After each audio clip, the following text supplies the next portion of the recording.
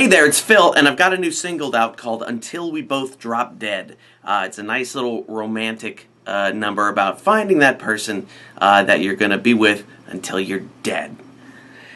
Sort of sad, too. Anyway, I wanted to do a breakdown of the song for you, kind of like I did with The Legend of Miss Garcia. You guys seem to enjoy that, so I thought I'd do one on this one. Okay, so let's dig into the tune, and I'll show you how I put it all together. All right, here we go. Okay, so right here, we're looking at the tracks for Until We Both Drop Dead, and this is a much simpler song than a lot of my other ones. There's only 6 tracks here. If you looked at the video for The Legend of Miss Garcia, I think there was 22, 24 tracks on there, and that's pretty average for the songs I write. But this is a very simple one. I wanted to have an intimate feel, as if you were just sitting in the room listening to it with me. You know, so just... You seem like a real nice girl, someone I could spend my life with. So just real intimate and in the room. And it just started with the little guitar part and a little bit of lead part that I did just demoing out some ideas one afternoon that I was playing with. So just a little jazzy guitar part.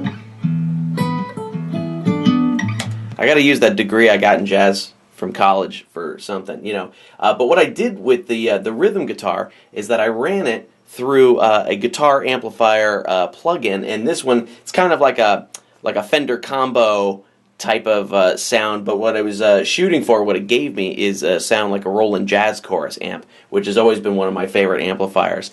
And so I kind of got that sound to go along with it.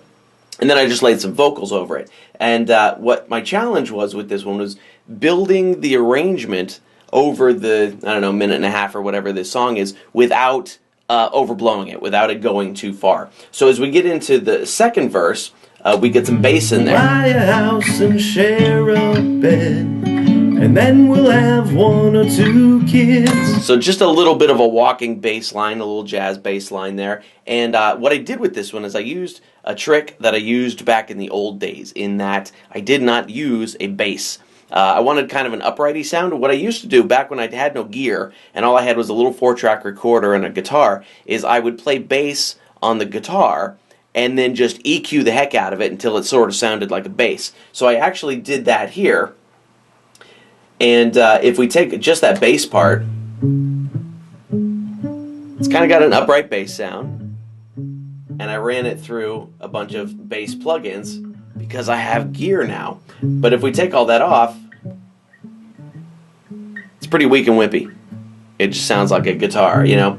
But when you put it in the mix, it sounds like a nice upright bass. So I did that with that old trick of just playing bass on the guitar. I used to play percussion on the guitar too, because I had nothing. I had an acoustic guitar and a 4-track, and that was it. And so I would play percussion on the acoustic guitar body, and I would record some bass by EQing the acoustic guitar, and then that's the way I did that.